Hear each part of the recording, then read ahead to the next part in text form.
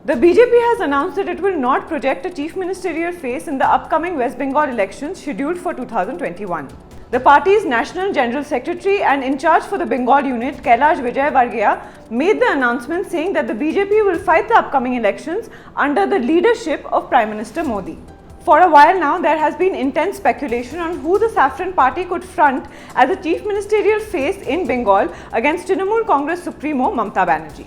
Over time, several names have been thrown around as contenders for a spot on the poster opposite Mamata Banerjee. These include that of West Bengal BJP President Dilip Ghosh, MP Babul Supriyo, former Meghalaya Governor Tathagata Roy, and even cricketer Sourav Ganguly. In fact, the name of a monk from Ramakrishna Mission was also doing the rounds for a while.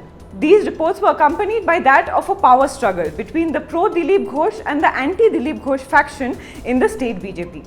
BJP insiders say that such reports were damaging to the party's image and were also giving the Trinamool an opportunity to take digs that the BJP is a house in disarray. The decision to make the announcement is one of the things being done to mitigate this situation. Others also say that projecting anybody as a CM candidate now would most definitely cause problems in the party ranks. Now that it is clear that there will be no one person taking on Mamata, the BJP seems to be on its way to implement two very clear strategies. The first strategy, of course, is to replicate what worked in Lok Sabha 2019. A clear Mamata versus Modi personality contest in which, as long as he was on the ballot, Modi seemed to come out on top. Given Mamata Banerjee's overwhelming personality cult, fielding a candidate who might not have been able to match up would have caused the BJP even in places where it has already made inroads. A battle between a regional heavyweight and Modi therefore seems to be the best bet and is a pattern that the BJP has followed in states like Uttar Pradesh, Bihar, Delhi and Maharashtra with mixed success. The second strategy is to mobilize the anti-incumbency factor against Mamata. A reading of the Bengal BJP's recent campaign literature shows that this strategy is already in the stage of implementation.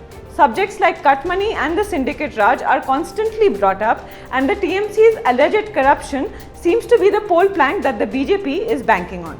Their latest campaign, Amar Poribar BJP Poribar or My Family BJP Family, aims to show how every member of an average Bengal family has been affected by TMC misrule. As an immediate measure, however, will this announcement help quell rumours of infighting within the BJP? Well, as of now, the party is looking to build an image in the state that is larger than its regional leaders. But with the TMC constantly calling the BJP a party of outsiders, it remains to be seen whether not fielding a son of the soil could pave way for further attacks. There's also another problem. While a Modi versus Mamata battle may have worked well for the BJP at the Lok Sabha level, it may not be that easy at the state level.